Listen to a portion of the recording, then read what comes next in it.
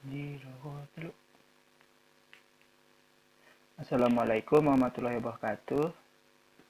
Perkenalkan, nama saya Fikri, NIM B1011910666. Jadi, di sini saya akan menjelaskan mengenai penggunaan aplikasi Stata. Jadi, dalam penggunaan aplikasi Stata ini, kita akan menggunakan data variabel, di mana hal-hal yang akan kita uji dalam aplikasi ini yaitu dari uji Chow, uji Hussman, dan uji Large Multiplier yang digunakan untuk mencari model terbaik dari model Physical Effect Model, Random Effect Model, Common Effect Model. Kemudian lanjut kepada uji asumsi klasik yang digunakan untuk menilai uji normalitas terhadap distribusi variabel, uji multikolineritas, uji heterogeneisitas. Kemudian lanjut pada uji ketiga yaitu uji signifikan, di mana yang akan dibahas yaitu uji parsial atau uji T, uji simultan atau uji F, dan uji koefisien determinasi atau kemampuan variabel untuk mempengaruhi variabel lainnya. Berikut adalah data panel yang telah saya siapkan. Baiklah, kita akan masuk pada aplikasi data.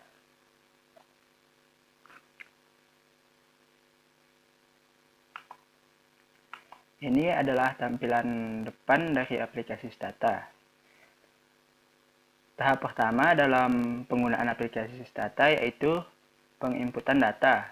Penginputan data dapat dilakukan dengan dua cara, yaitu dari menu file, kemudian import data, kemudian kita pilih Excel, kita klik. Nah, dan di sini kita dapat mencari file yang kita simpan di dalam laptop kita. Seperti ini, saya mencari file saya yang saya beri nama data kemiskinan. Nah, dan di sini nama variabel masih menjadi baris kedua. Dapat kita ubah menjadi mengubah baris pertama menjadi nama variabel. Atau dapat dengan cara mengcopy paste data Excel langsung pada aplikasi ini, yaitu dengan cara menu data, kemudian kita pilih data editor, kemudian kita pilih data editor edit. Dan di sini adalah tempat untuk meletakkan data kita. Kita buka Excel yang telah kita buat. Setelah itu, kita copy dan kita paste di sini. Nah, di sini sama seperti yang sebelumnya, mengubah baris pertama menjadi nama variabel. Kita klik yes. Nah, di sini data telah berwarna hitam semua. Apabila data berwarna merah, maka data tersebut tidak dapat diolah oleh Stata dan harus diubah agar data tersebut berwarna hitam sehingga dapat digunakan oleh Stata. Dikarenakan data saya telah hitam semua, maka dapat langsung digunakan dengan kode di dalam Stata. Maka ini kita kecilkan. Lanjut pada pertama, yaitu kita menyesuaikan pemberian tahun pada Stata, yaitu dengan cara kita klik statistik. Kita mengubah data kita menjadi data panel di dalam aplikasi Stata, yaitu statistik, panel data, setup dan utilities. Kemudian kita declare database to final data. Kemudian panel ID yang kita pilih yaitu kabupaten. Kemudian kita centang ini. Waktu dari variabel tersebut adalah dinyatakan dalam tahun. Dan ukuran waktu kita adalah per 1 tahun. Maka kita pilih yearly. Dan kita klik OK. Dan data kita telah menjadi data panel dalam aplikasi Stata. Lanjut pada tahap kedua, yaitu kita akan mencoba untuk mencari common effect model, yaitu dengan cara statistik, linear model and relate, linear regression. Di sini kita akan menentukan variabel mana yang menjadi dependent variable atau variabel terikat, dan variabel mana yang menjadi independent variable atau variabel bebasnya.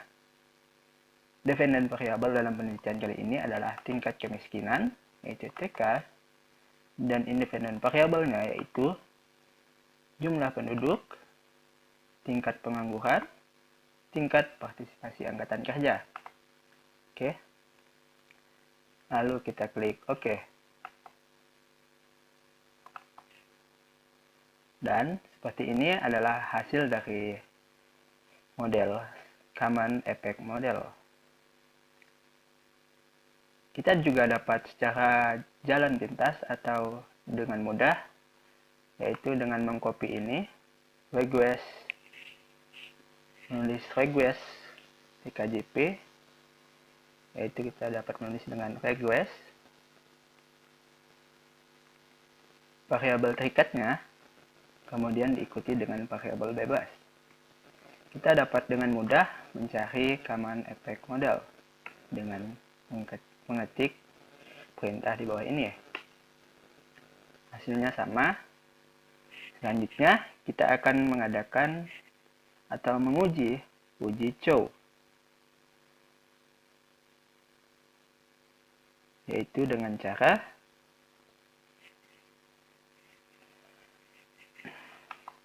memasukkan perintah uji Chow, yaitu seperti ini. Kita dapat mengkopinya langsung.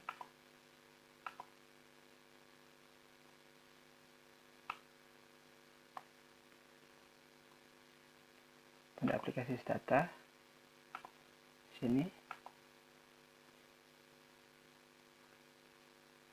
paste, kita besarkan sedikit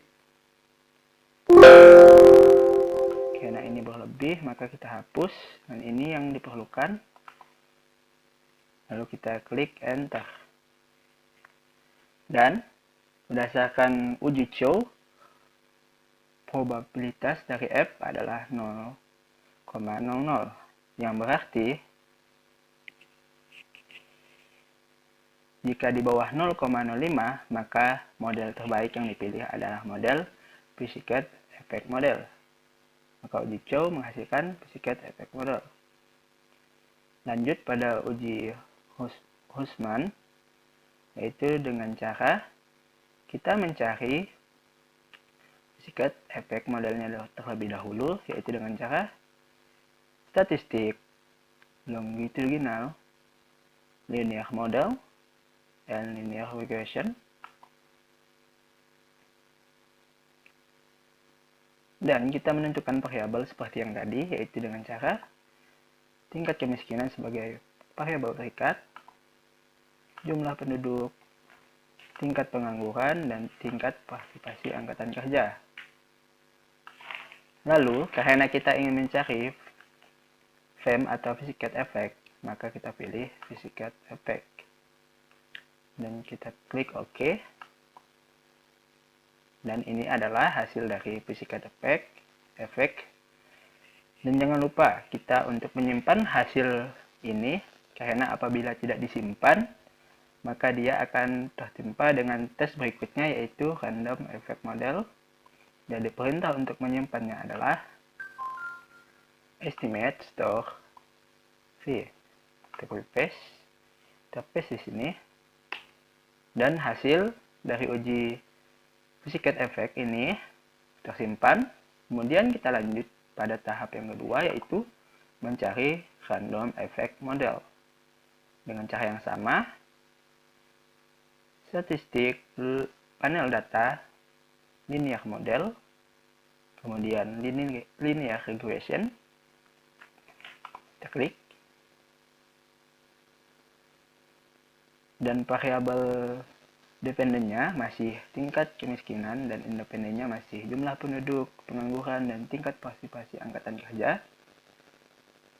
Lalu, ini adalah hasil uji yang tadi, maka karena kita ingin mencari random effects, maka kita pilih ini, GLS Random Effects.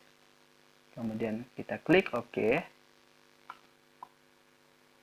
Dan seperti inilah hasil dari random effect model. Dan jangan lupa kita juga menyimpan hasil dari uji random effect model ini agar tidak terhapus atau tidak terbaca oleh sistem. Itu dengan cara yang sama, estimate store, namun kita bedakan pada ujungnya sesuai dengan modelnya, yaitu random effect model RE.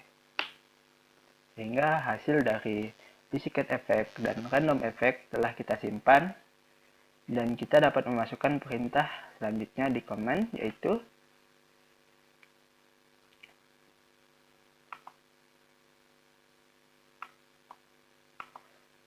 Hausman RE random effect dan Pussycat effect.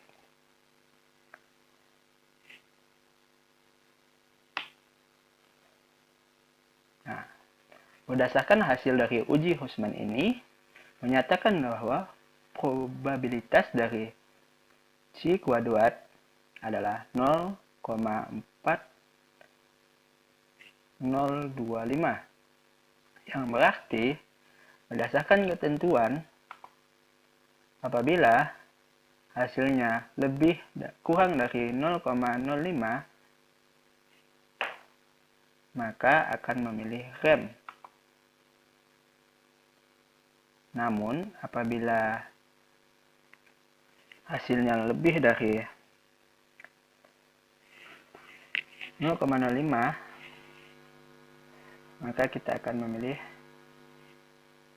rem.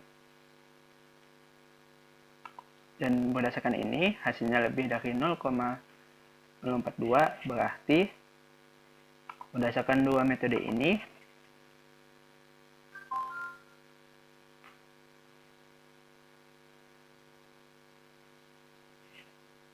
yang dipilih adalah FEM. Yang berarti, karena dua uji telah memilih FEM, sehingga model yang terbaik adalah model FEM atau Pussycat effect model. Lanjut pada uji yang kedua, yaitu uji asumsi klasik. Yang pertama yang akan kita bahas adalah uji normalitas, uji multikolineritas, dan uji heterogidasitas. Kita akan masuk pada uji yang pertama,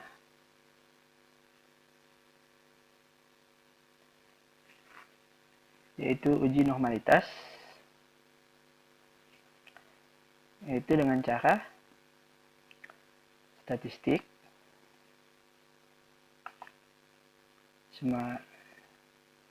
summary table,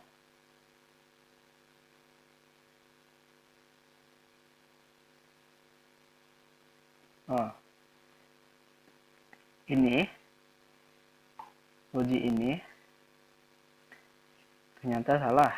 Saya membuat kesalahan di uji ini, sehingga uji ini menghasilkan rem. Berarti kita lanjut pada uji yang ketiganya, yaitu uji Lagrange multiplier. Kita dapat mengcopy ini. Ini adalah uji yang membandingkan antara rem dan SEM. Kita copy paste di sini.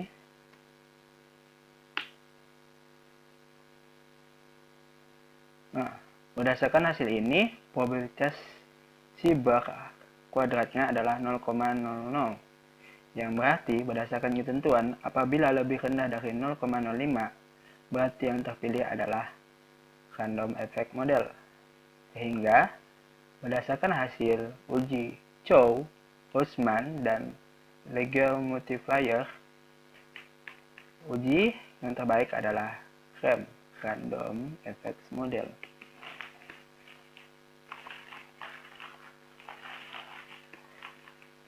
Kemudian kita masuk kembali pada uji yang kedua, yaitu uji asumsi klasik, di mana yang pertama yaitu mengenai uji normalitas. Kode yang kita ambil, kita dapat menguji normalitas dengan menu statistik, summary table, distribution plot and test. Kita pilih yang ini, skewness and Courtiers normalitas test. Di sini kita akan menentukan variabel. Kita mengurutkan dari variabel terikatnya terlebih dahulu, yaitu TK, lalu variabel bebasnya JP, TPT, TPAK. Ya, kita klik OK. Nah, berdasarkan hasil ini, jadi yang kita lihat pada uji normalitas yaitu pada hasil dari prob lebih besar dari si kuadrat, yaitu yang ini, yang terakhir. Berdasarkan ketentuan, apabila prob si lebih besar dari 0,05, maka distribusi pada variabel tersebut normal. Namun, berdasarkan hasil penelitian ini, hasil dari data ini menunjukkan bahwa TK distribusinya tidak mencapai 0,05. Jumlah penduduk tidak mencapai 0,05. TPT tidak mencapai 0,05 dan TPAK tidak mencapai 0,5. Yang berarti distribusi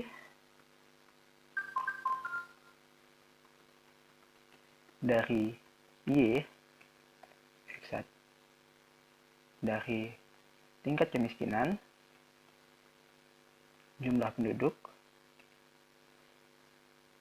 tingkat pengangguran, dan tingkat partisipasi angkatan kerja tidak terdistribusi secara normal.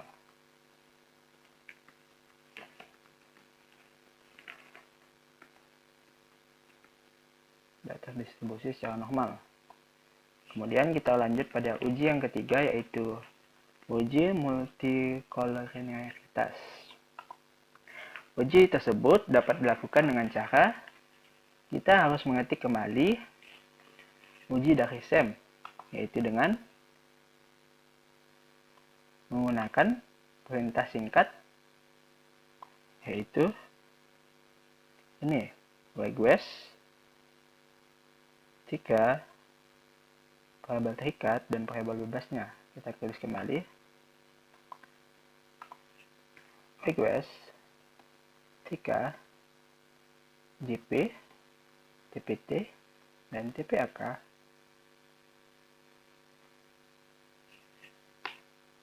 Maka akan timbul lagi hasil dari Common Effect Model, dan kita masukkan VIP, kode perintah VIP. Nah, menghasilkan VIP-nya yaitu 1,55 yang berdasarkan ketentuan. Apabila VIP-nya tidak mencapai 10 atau kurang dari 10, maka tidak terjadi multikolonialitas, sehingga tidak terjadi multikolinialitas.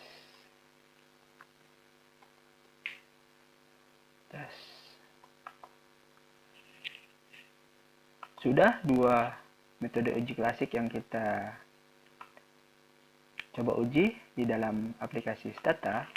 Masuk pada uji ketiga, yaitu uji heterokedasitas.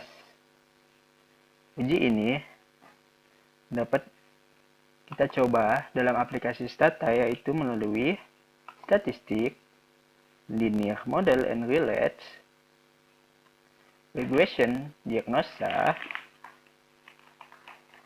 specific test. Kemudian kita lanjut pada tes regularitas dan kita pilih yang ini, Buan, Fake, and Winners. Lalu kita klik OK. Nah, berdasarkan hasil ini, probabilitas dari B besar dari C yaitu 0,0912, yang berarti berdasarkan ketentuan ini, apabila porsi lebih besar dari 0,05, maka tidak terjadi heterokedasitas. Sehingga ini lebih besar dari 0,05, yang berarti tidak terjadi heterokedasitas di penelitian ini.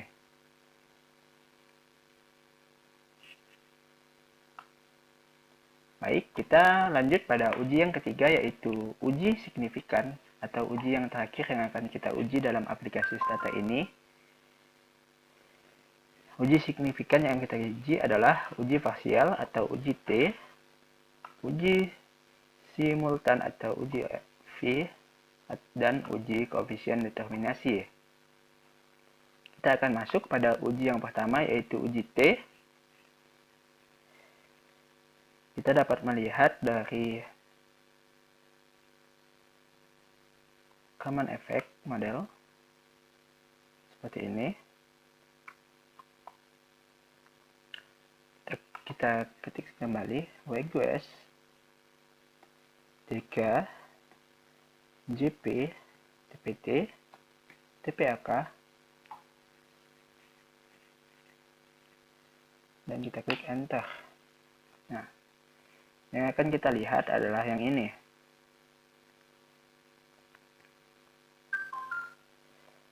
V lebih besar dari T. Di sini menjelaskan apabila T-nya kurang dari 0,05, maka pengaruh dari variabel tersebut adalah signifikan. Berdasarkan data ini, pengaruh dari jumlah penduduk lebih besar dari 0,05, berarti jumlah penduduk tidak berpengaruh secara signifikan. TPT 0,00, yang berarti tingkat pengangguran terbuka berpengaruh secara signifikan, dan tingkat partisipasi angkatan kerja yaitu 0,049, yang berarti di bawah ini juga berpengaruh terhadap tingkat kemiskinan, sehingga ketika dipengaruhi secara signifikan oleh TPT, tingkat pengangguran terbuka, TPAK, tingkat partisipasi angkatan kerja, dan secara tidak signifikan oleh jumlah penduduk. Kita lanjut pada uji F atau uji simultan. Uji tersebut dapat kita coba atau dapat kita lihat dari prop V, di mana nilainya di sini adalah 0,00, yang berarti berdasarkan ketentuan apabila T-nya lebih kecil dari 0,05, berarti semua variabel secara berpengaruh secara simultan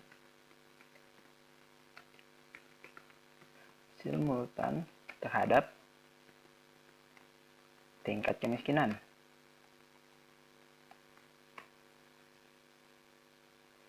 Kemudian kita melihat hasil dari uji koefisien determinasi yang dapat kita lihat dari R² dan EZ². Yang berarti dari hasil data ini yang kita pakai adalah X². Ini 0,3828. Ya, artinya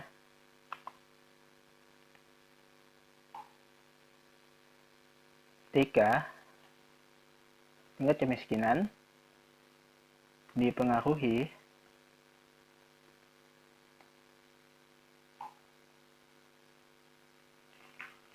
sebanyak atau sebesar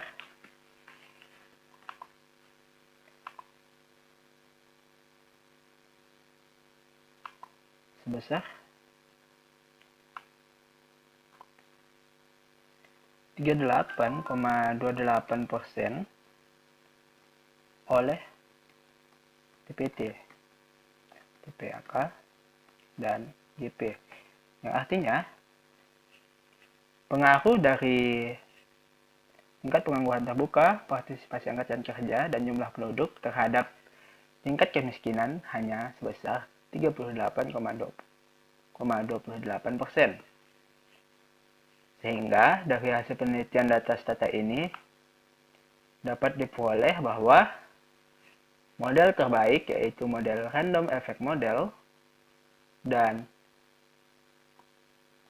berdasarkan uji normalitas, distribusi dari tingkat kemiskinan, jumlah penduduk, tingkat pengangguran, dan tingkat partisipasi angkatan kerja tidak terdistribusi secara normal.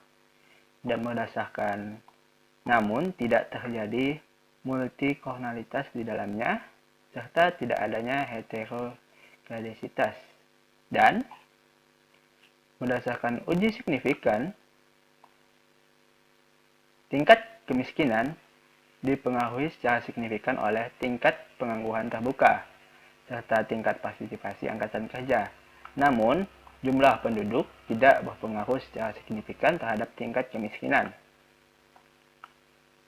Kemudian, dari uji simultan menyimpulkan bahwa semua variabel secara simultan berpengaruh terhadap tingkat kemiskinan. Dan berdasarkan uji koefisien determinasi, bahwa tingkat pengangguran terbuka, tingkat partisipasi angkatan kerja, dan jumlah penduduk hanya berpengaruh sebesar 38,28% terhadap tingkat kemiskinan yang ada di Sulawesi Selatan. Demikianlah hasil penelitian saya menggunakan aplikasi Stata dengan data panel di Provinsi Sulawesi Selatan yang meneliti tentang tingkat kemiskinan yang dipengaruhi oleh tingkat pengangguran terbuka, tingkat partisipasi angkatan kerja, dan jumlah penduduk. Sekian dari saya. Saya ucapkan terima kasih. Assalamualaikum warahmatullahi wabarakatuh.